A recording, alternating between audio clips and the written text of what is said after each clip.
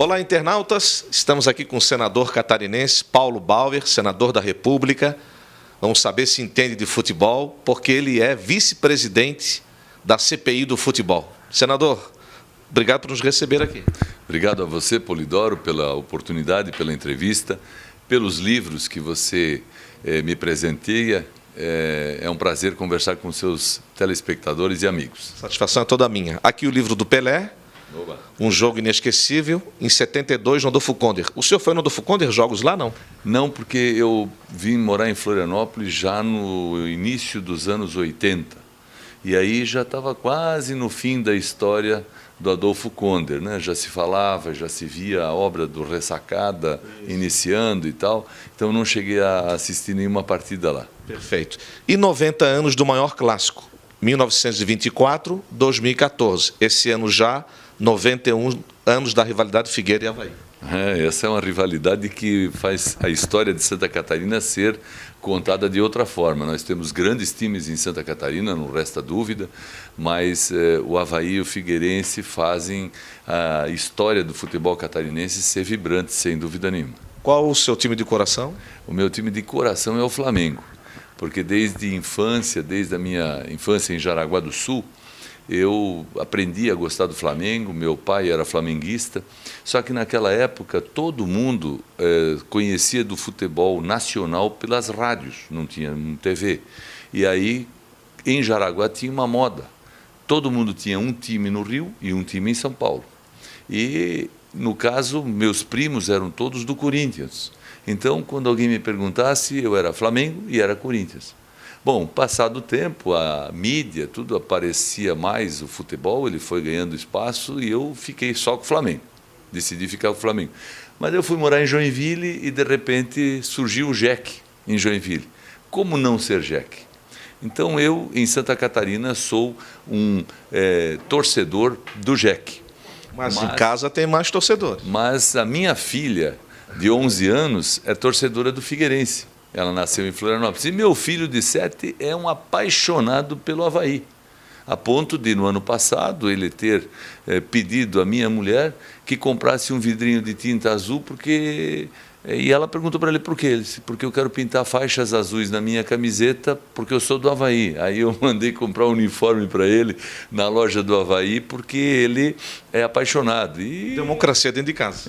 Assim vai, é evidente. Eu sou político, eu prezo todos os times, eu valorizo todos. Eu fiz discurso no Senado, enaltecendo o feito do Avaí, porque eu estava no campo do Avaí quando o Avaí disputou com o Vasco a última partida do campeonato passado, que foi a partida de acesso do Avaí. Ninguém acreditava que aquilo fosse possível. Verdade. E eu fui no campo do Avaí para levar meu filho. Mas eu vou no campo do Figueirense, eu vou no campo do Chapecoense, eu vou no do JEC. Afinal, é importante que alguém como político tenha um time, mas queira o sucesso dos outros. Não tenho dúvida. Às vezes até eu evito de ir no campo quando o time meu disputa com o teu, para que eu não perca o voto de nenhum torcedor que esteja presente. E a esposa é o quê? Ela, na verdade, é Flamengo. Ela prefere ficar com todos os times de Santa Catarina, mas nacionalmente ela é Flamengo. Legal. Bom, CPI do futebol, como está a situação? Que resumo o senhor pode fazer de momento? Ela se viabilizou porque surgiram as denúncias do FBI sobre a FIFA. O Romário já vinha falando há meses, desde o início do mandato dele, que ele queria que a CBF fosse passada a limpo. Ele dizia nas conversas reservadas lá no Senado que precisávamos investigar, avaliar, fazer alguma coisa pelo futebol. Mas a oportunidade não aparecia, porque as prioridades no Brasil são muitas. É inflação, é mau governo, é problema de dólar, é problema de corrupção. Isso são assuntos que todos os dias tomam conta do tempo da gente. E, de repente, quando surgiu o episódio da FIFA e do FBI e gente presa, o Romário correu com uma lista de assinaturas para pegar o número de assinaturas necessário. E eu fui um dos primeiros a subscrever a criação da CPI. Acho que foi o terceiro ou o quarto senador Aí o Romário logo ficou assim, ficou admirado que eu tivesse assinado de pronto. E eu disse para ele, olha, Romário, eu não sou um expert em futebol, mas eu acho que o futebol é uma coisa que no Brasil precisaria ser feita de uma forma um pouquinho diferente. Passada aquela fase, a CPI foi instalada e, primeiro, o meu partido imaginava que deveria ser colocado lá na CPI como representante do partido o Álvaro Dias, que foi o presidente da CPI do futebol de anos atrás, aquela onde o Altoff foi o relator. Mas o Álvaro Dias preferiu agora ir para uma outra CPI, a do BNDES, e veio me pedir se eu poderia aceitar participar da CPI do futebol. Eu fui falar com o Romário e disse, Romário, só vou se eu puder realmente trabalhar e muito. O Romário disse, Paulo, tu não só vai trabalhar como tu vai ser meu vice-presidente. E aí eu aceitei ingressar na CPI. Então o convite foi dele, do Romário. Foi. Então estamos lá trabalhando, eu represento o PSDB e as bancadas de oposição. Já fizemos muita coisa, já ouvimos jornalistas que conhecem... Andrew Jennings, vários, né? Vários, nacionais, etc. Juca Kfouri e outros, para eles nos dizerem qual é a visão, qual é a informação que cada um tem sobre o futebol no Brasil e sobre a CBF. O que acontece? A CBF não é um órgão público, a CBF não é uma ONG, a CBF também não é uma empresa, mas parece um país dentro do país. Mas funciona como se fosse uma empresa.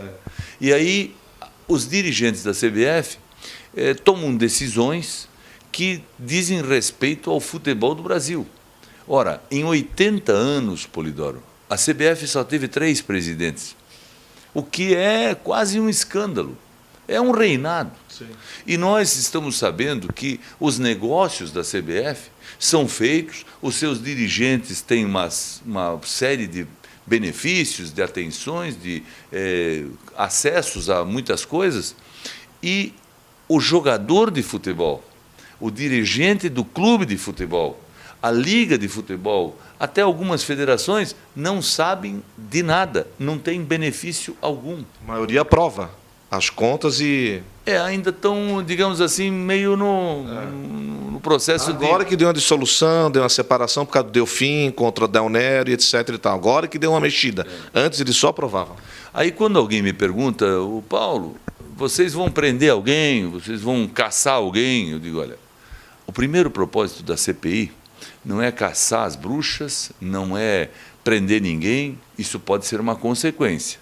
Mas o nosso propósito primeiro é colocar as coisas preto no branco. O povo brasileiro precisa saber o que é a CBF.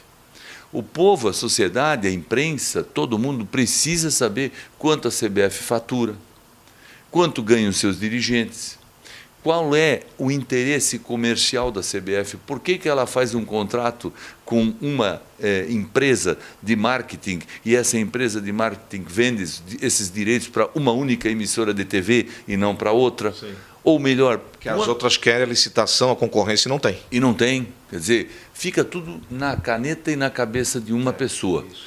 E também precisamos saber por que pessoas da CBF que vão para a FIFA acabam na FIFA tendo tantos benefícios ou mais benefícios do que tinham quando estavam aqui. E fazendo negócios ainda maiores lá. Nós ouvimos o Andrew Jennings dizer na nossa CPI que quem instalou e quem criou todo o sistema de corrupção da FIFA foi o João Havelange. Nós tivemos que ouvir isso. Eu passei anos acreditando e ouvindo pessoas dizer que o João Havelange era uma figura de destaque. Era intocável. Era uma figura que enaltecia o futebol brasileiro.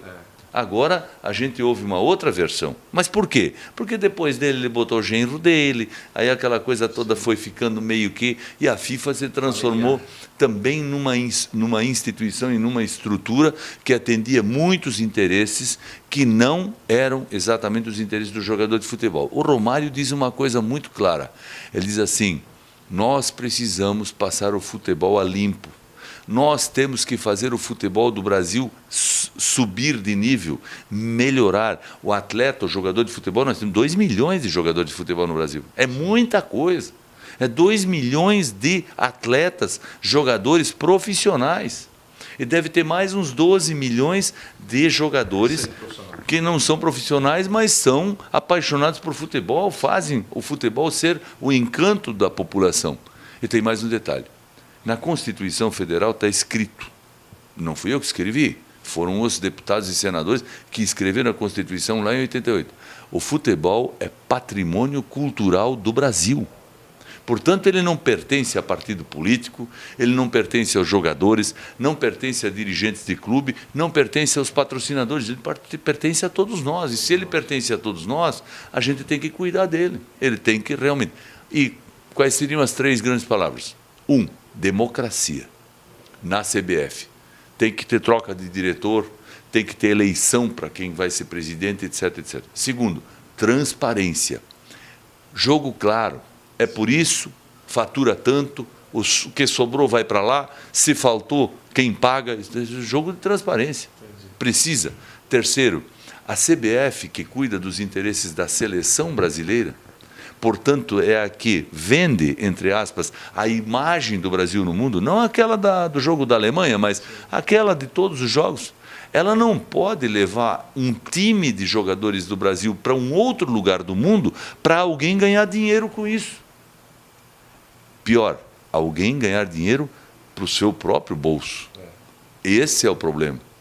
Não importa se é dirigente da CBF, ou se é dirigente da FIFA, ou se é dirigente de uma empresa de marketing ou de publicidade. Não.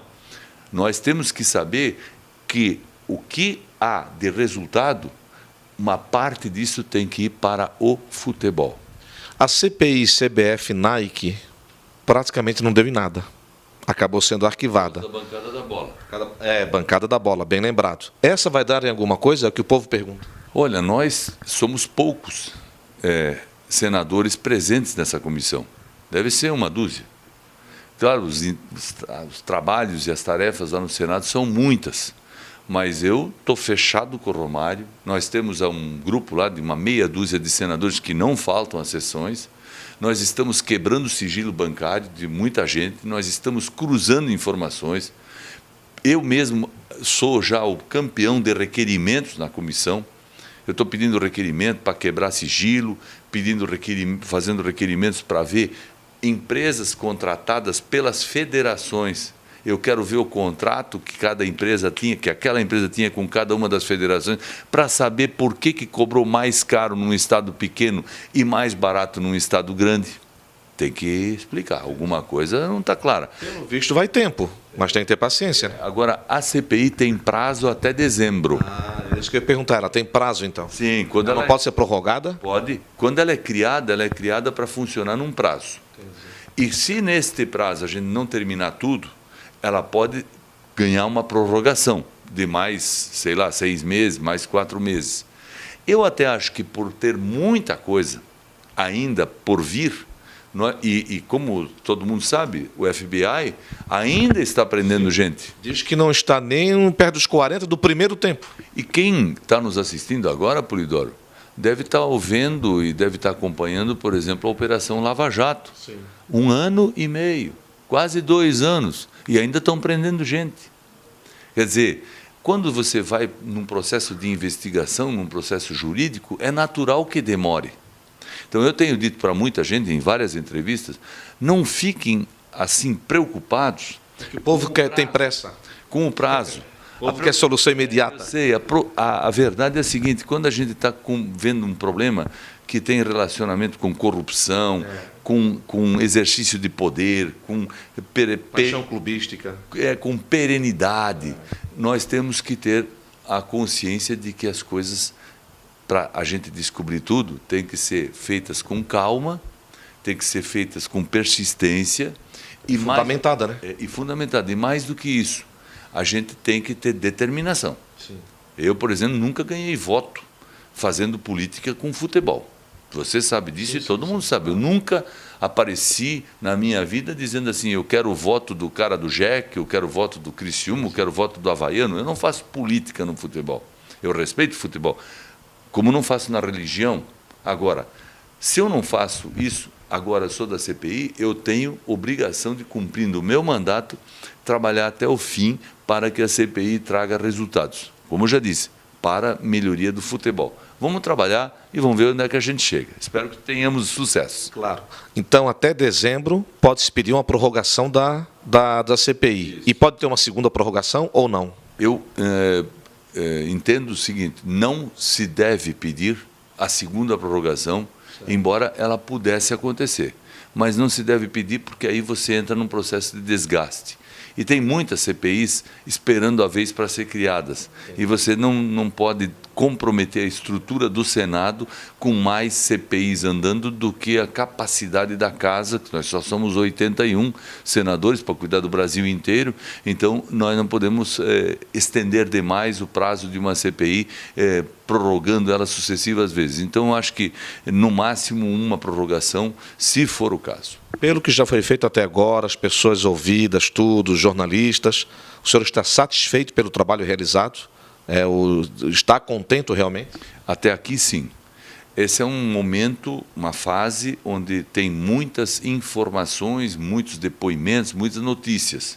Agora, a fase 2, que é a fase mais complexa, é aquela onde os técnicos vão trabalhar, onde os computadores vão cruzar as informações, onde nós vamos efetivamente conhecer os contratos, etc.